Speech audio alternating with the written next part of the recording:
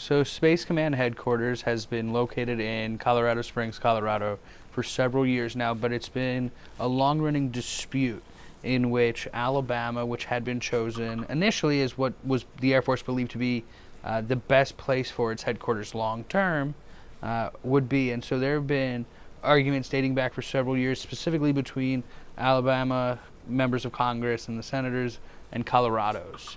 And so there is a little bit of a political divide in that as well, in that Colorado is a Democratic state, Right. Alabama's very red. Right. And so when President Trump, at the end of his first term, he announced that they were going to, in fact, make this move to Huntsville, Alabama.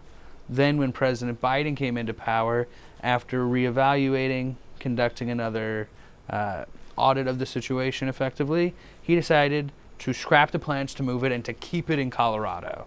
However, when he did that, that really angered the Alabama lawmakers. Sure. So even back then, they had already talked about that this fight wasn't over and that they were really banking on President Trump or a Republican coming into power in 2024. That way, they would be willing to potentially make this change.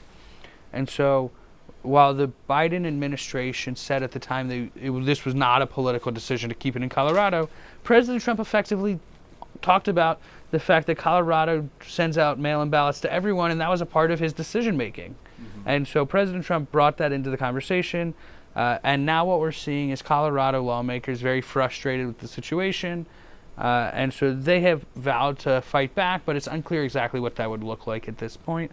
The Space Command itself has said it is eager and willing and is already starting making preparations for what this move will look like, because it's the military, and so when the president gives an order, the military acts on it.